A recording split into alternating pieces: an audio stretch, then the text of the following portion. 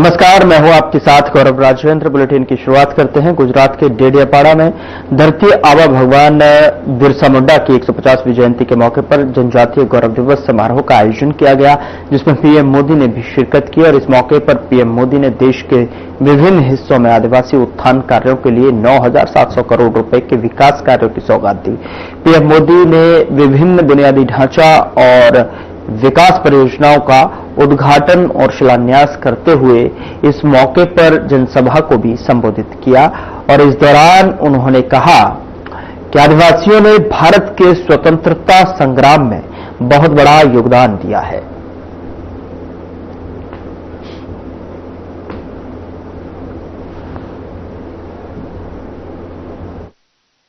बिरसा मुंडा की 150वीं जयंती के इस भव्य आयोजन के साथ हम भारत पर्व की पूर्णता के साक्षी बन रहे हैं। मैं इस पावन अवसर पर भगवान बिरसा मुंडा को प्रणाम करता हूं। आजादी के आंदोलन में गुजरात, राजस्थान, मध्य प्रदेश और पूरे जनजातीय क्षेत्र में आजादी की अलग जगाने वाले गोविंद गुरु का आशीर्वाद भी हम सबके साथ जुड़ा हुआ है। मैं इस मन से गोविंद गुरु को भी प्रणाम करता हूं। अभी कुछ देर पहले मुझे देव मोगरा माता के दर्शन का भी सौभाग्य प्राप्त हुआ।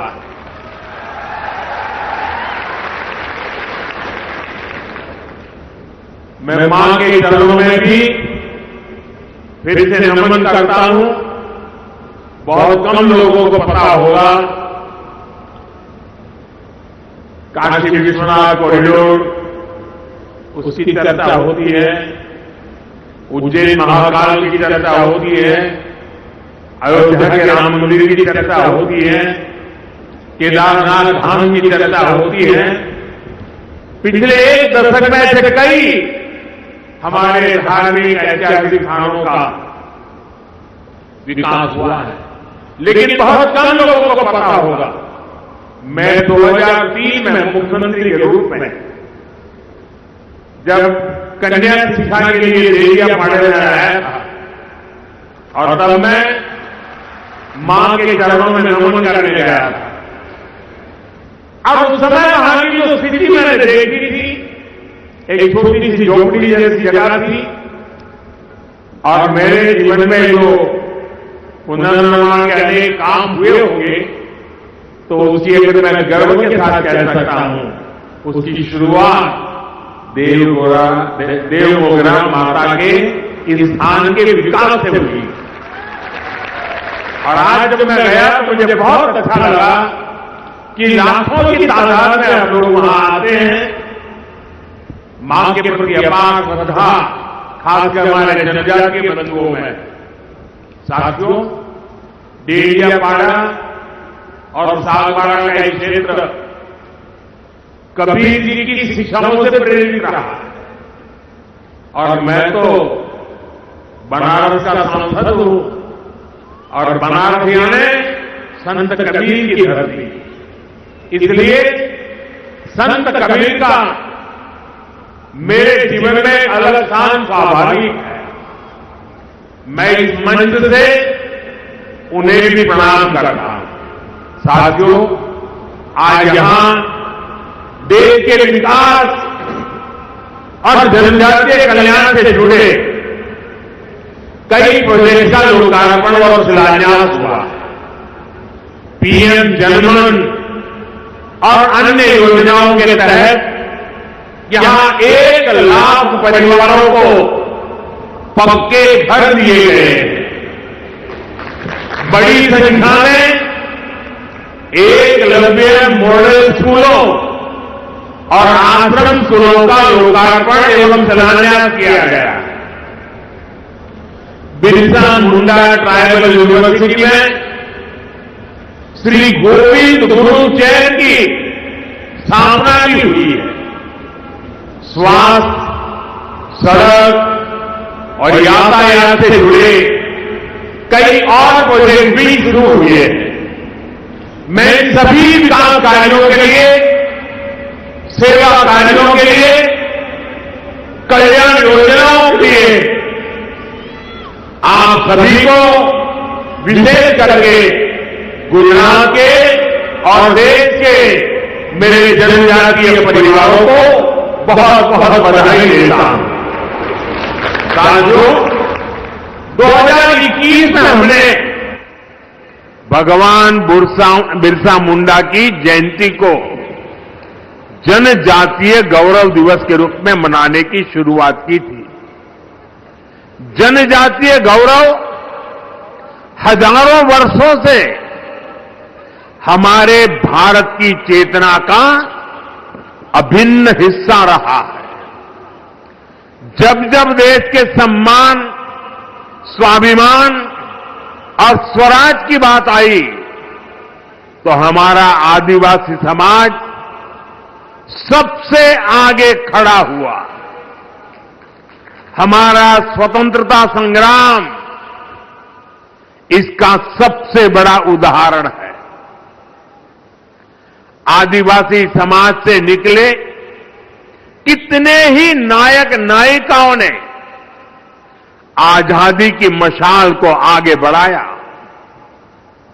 तिलका मांझी, रानी गाइदिन्ल्यू, सीधो कान्हो, भैरव मुर्मू, बुद्धो भगत, जनजातीय समाज को प्रेरणा देने वाले अल्लूरी सीताराम राजू, इसी तरह मध्य प्रदेश के तात्या भील, छत्तीसगढ़ के वीर नारायण सिंह, झारखंड के तेलंगा खड़िया, असम के रूपचंद कंवर और ओडिशा के लक्ष्मण नायक, ऐसे कितने ही वीरों ने आजादी के लिए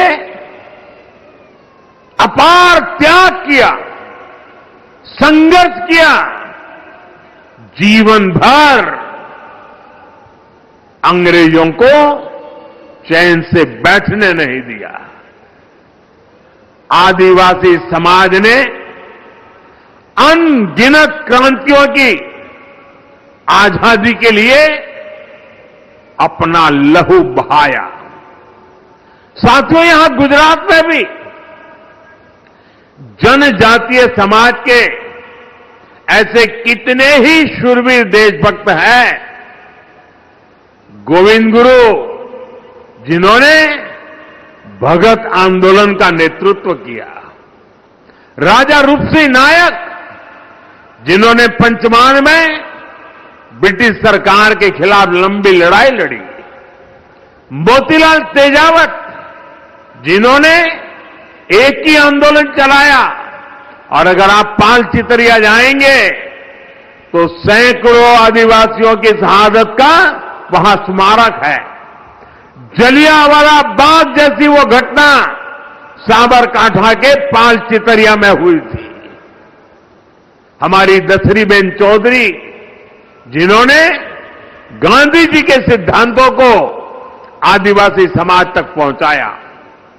स्वतंत्रता संग्राम के ऐसे कितने ही अध्याय जनजातीय गौरव और आदिवासी शौर्य से रंगे हुए हैं। भाइयों बहनों, स्वतंत्रता आंदोलन में ट्राइबल समाज के योगदान को हम भुला नहीं सकते हैं, और आजादी के बाद यह काम होना चाहिए था।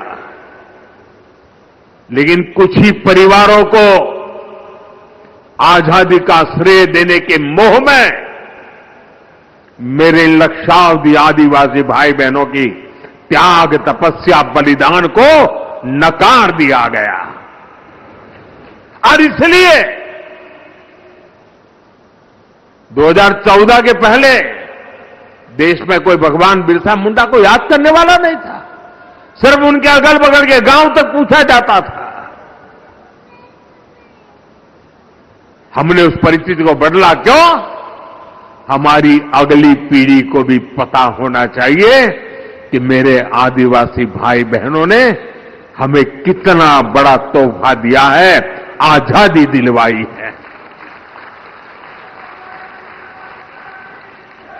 और इसी काम को जिंदा करने के लिए, आने वाली पीढ़ी को स्मरण रहे इसलिए हमने देश में कई ट्राइबल म्यूजियम बनाए जा रहे हैं। यहां गुजरात में भी राजपीपला में ही 25 एकड़ विशाल ट्राइबल म्यूजियम के लिए जमीन पर बहुत बड़ा म्यूजियम आकार ले रहा है। अभी कुछ दिन पहले मैं छत्तीसगढ़ भी गया था। वहां भी मैंने शहीद वीर नारायण सिंह जनजातीय संग्रहालय का लोकार्पण किया था। वैसे ही रांची में जिस जेल में भगवान बिरसा मुंडा रहे, उस जेल में अब भगवान बिरसा मुंडा को और उस समय की आजादी के आंदोलन को लेकर के एक बहुत भव्य म्यूजियम बनाया गया है। साथियों, आज श्री गोविंद गुरु उनके नाम से एक चेयर जनजातीय भाषा संवर्धन केंद्र के रूप में उसकी स्थापना की गई है। यहां भील, गामित, वसावा, गरासिया, कोंकणी, संथाल, राठवा, नायक, डबला, चौधरी, कोकणा, कुंभी, वर्ली, डोलिया, ऐसी सभी जनजातियों की उनकी बोलियों पर अध्ययन होगा। उनसे जुड़ी कहानियां और गीतों को संरक्षित किया जाएगा। जनजातीय समाज के पास हजारों वर्षों के अनुभवों से सीखा हुआ ज्ञान का अपार भंडार है। उनकी जीवन शैली में विज्ञान छिपा है। उनकी कहानियों में दर्शन है।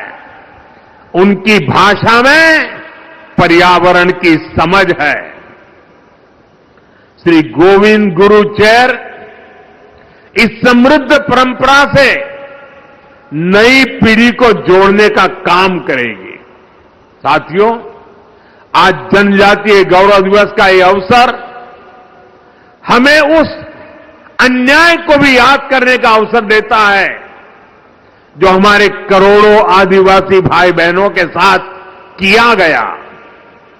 देश में 6 दशक तक राज करने वाली कांग्रेस ने आदिवासियों को उनके हाल पर छोड़ दिया था। आदिवासी इलाकों में कुपोषण की समस्या थी, स्वास्थ्य सुरक्षा की समस्या थी, शिक्षा का अभाव था, कनेक्टिविटी का तो नामो निशान नहीं था। ये अभाव ही एक प्रकार से आदिवासी क्षेत्रों की पहचान बन गई थी और कांग्रेस सरकारें हाथ पर हाथ धरकर बैठी रही। लेकिन साथियों, आदिवासी कल्याण भाजपा की सर्वोच्च प्राथमिकता रही है। हम हमेशा इस संकल्प को लेकर चले कि हम आदिवासियों के साथ हो रहे अन्याय को समाप्त करेंगे, उन तक विकास का लाभ पहुंचाएंगे। देश को आजाद तो 1947 में हो गया था।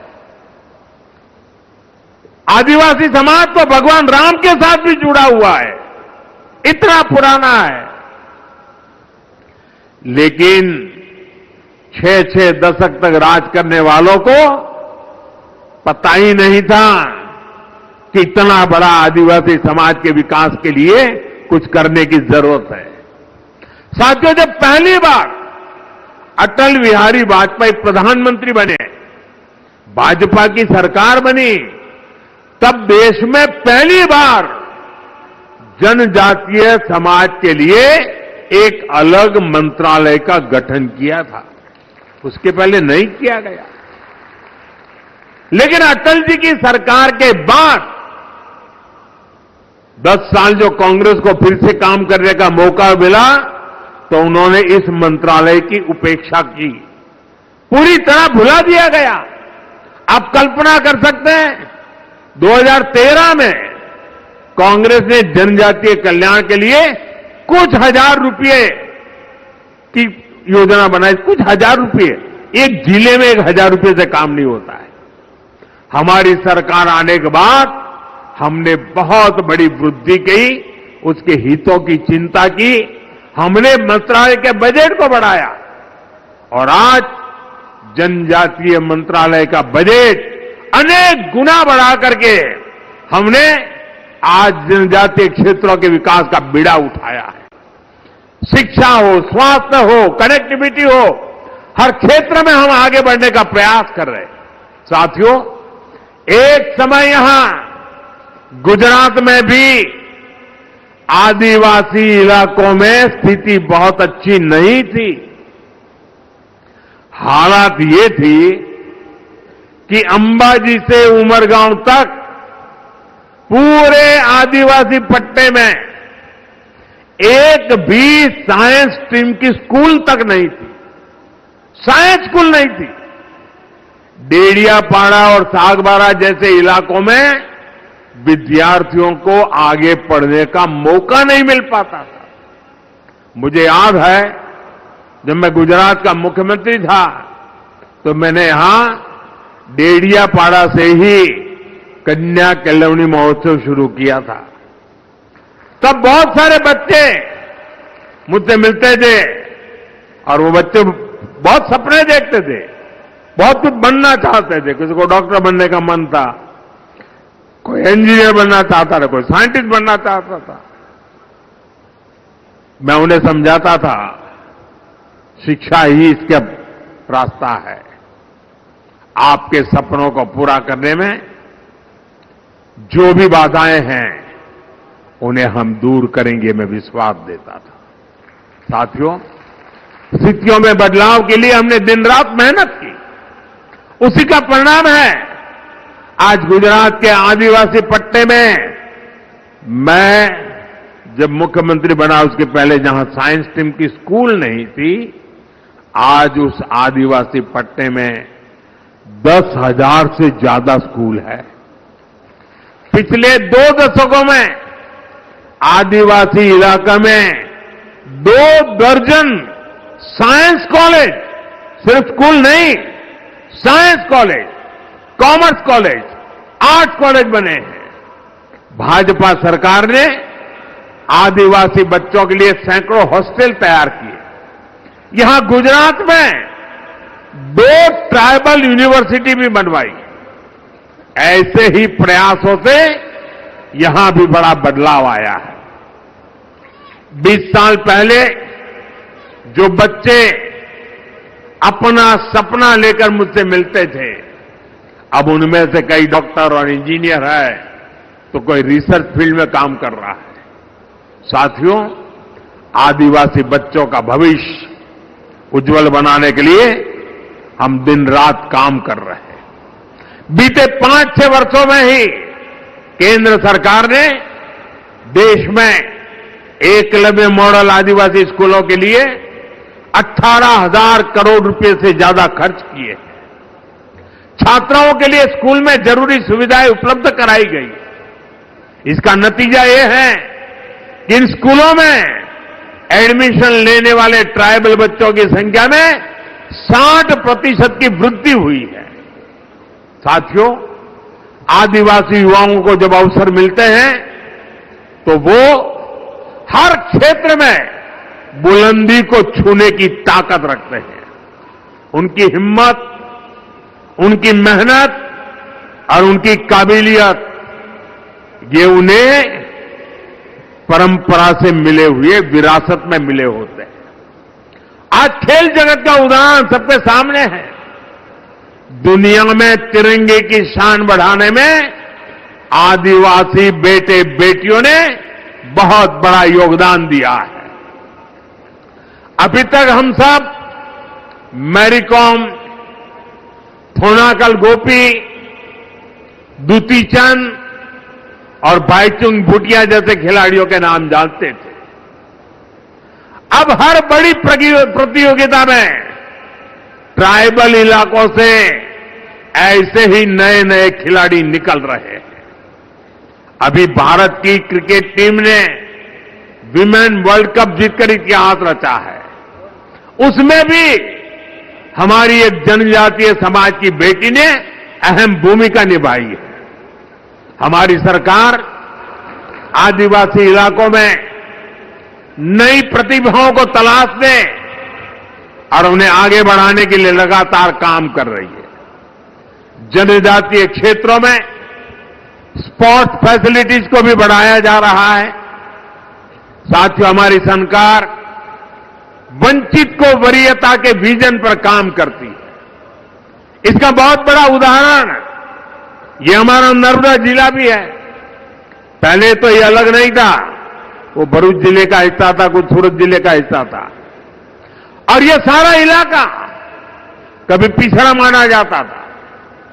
हमने इसे वरीयता दी। धरती आबा भगवान बिरसा मुंडा की जयंती पर सीएम योगी आदित्यनाथ ने सोनभद्र को विकास परियोजनाओं की सौगात दी। तो वहीं आपको बता दें कि धरती आबा भगवान बिरसा मुंडा की जयंती पर सीएम योगी आदित्यनाथ ने सोनभद्र को विकास परियोजनाओं की सौगात दी और इस मौके पर मिशन शक्ति में तैनात महिला पुलिसकर्मियों को भी स्कूटी का तोहफा दिया। रिपोर्ट देखिए।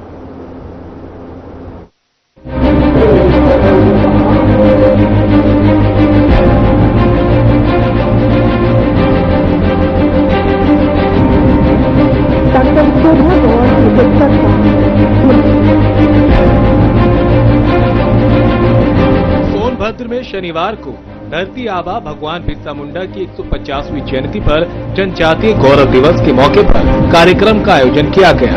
आज ही के दिन 1875 में बिरसा मुंडा का जन्म हुआ था। कार्यक्रम में सीएम योगी आदित्यनाथ ने शिरकत की। इस मौके पर सीएम योगी ने सोनभद्र जिले को विकास की दृष्टि से ऐतिहासिक सौगात दी। सीएम योगी ने जिले में 548 करोड़ की 432 विकास परियोजनाओं का लोकार्पण और शिलान्यास किया। साथ ही विभिन्न सरकारी योजनाओं के लाभार्थियों को प्रमाण पत्र वितरित किए। मिशन शक्ति के अंतर्गत तैनात महिला पुलिसकर्मियों को 25 स्कूटी प्रदान की और सोनभद्र के पर्यटन पर आधारित एक विशेष पुस्तिका का विमोचन भी किया। इस ऊर्जा की राजधानी को आज 532 करोड़ रुपए की परियोजनाओं की सौगात भी प्राप्त हो रही है। इसके लिए भी आप सभी को हृदय से बधाई और मेरी शुभकामनाएं। बहनों और भाइयों, याद करिए, आज ही के दिन 1875 में धरती आबा बिरसा मुंडा जी का जन्म हुआ था। आज ही के दिन मात्र 25 वर्ष की उम्र में अंग्रेजों ने उन्हें रांची के जेल में बंद कर दिया था, क्योंकि उन्होंने उस समय जो नारा दिया था, वह नारा भी आप सबके लिए, पूरे देशवासियों के लिए एक नई प्रेरणा है। उन्होंने कहा था, अबुआ देशम अबुआ राज, यानी अपना देश तो अपना राज, यानी हमारे देश पर विदेशी हुकूमत का राज नहीं होना चाहिए। यह घोषणा थी धरती आबा बिरसा मुंडा की। ये आयोजन न सिर्फ जिले के जनजातीय समाज के गौरव को समर्पित रहा, बल्कि सोनभद्र को पूर्वांचल की सबसे महत्वपूर्ण विकास इकाइयों में परिवर्तित करने की दिशा में एक बड़े कदम के रूप में देखा जा रहा है। Bureau report.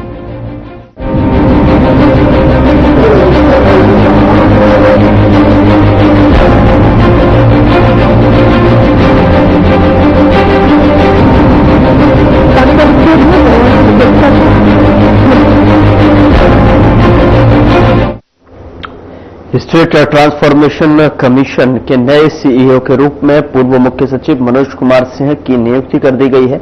1988 बैच के आईएएस अधिकारी मनोज कुमार सिंह 3 साल तक इस पद की जिम्मेदारी संभालेंगे।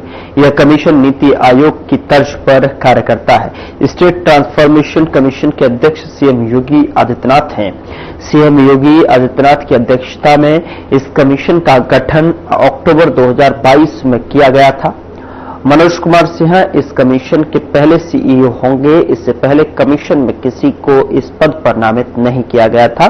कमीशन के मुख्य कार्यों में राज्य के विभिन्न प्रकार के संसाधनों का अनुमान लगाया और राज्य के विकास में इनके सर्वोत्तम उपयोग की नीति तैयार करते हुए सुझाव देना है।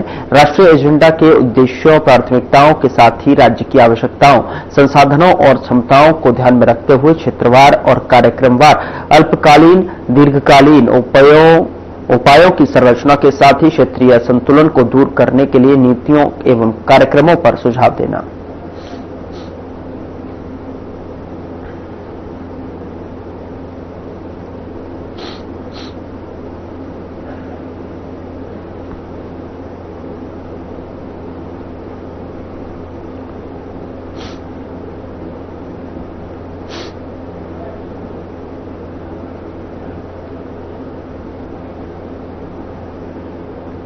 फिलहाल बुलेटिन में इतना ही। नमस्कार।